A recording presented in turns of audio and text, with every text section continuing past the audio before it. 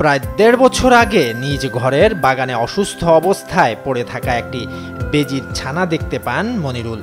প্রাণীটির প্রতি তার মায়া হয়, নিয়ে আসেন বাড়িতে।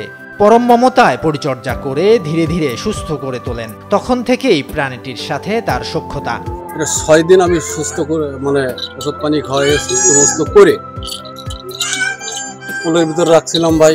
এখন রাখা পর এই যে আমার পিছনে বাগান, এই বাগান আমি ছেড়ে দিয়েছিলাম। রাত্রি দেখি যে ও আমার ফুলের ভিতরে এসে শুয়ে রয়েছে। সেই ভালোবাসাতেই মনে করেন যে একটা আন্তরিক ভালোবাসা। এই ১ বছর ৩ মাসে ওর সাথে আমার আন্তরিক ভালোবাসা জড়াই গেছে। মানুষের ক্ষতি করছে না, বরং দিনের বেশিরভাগ সময় বাড়ির আশপাশে ঘুরে বেড়ায়।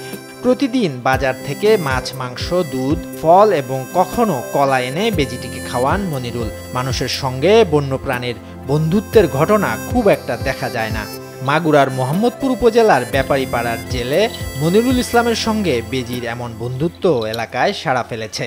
মানুষের ভালোবাসা পারলে এ ছেড়ে কোথাও যায়।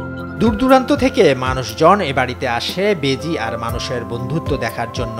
এর মধ্যে কেউ কেউ বিস্কুট, কলা, সমুসা সহ বিভিন্ন খাবার খেতে দেয়। বেজিটিও খায়, তবে কারো কোনো ক্ষতি করছে না। যদি মনে করেন যে আমার ফ্যামিলিতে মাছও চলে, বেলা ওঠার আগে ডিম সেদ্ধ আগে করতে হয় প্রতিদিন পার ডে ভাই।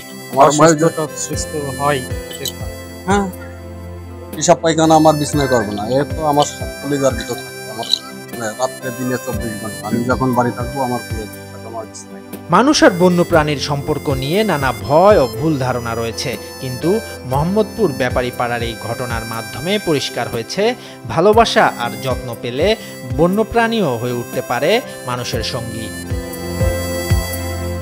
শরীয়তুল্লাহ, বৈশাখী সংবাদ।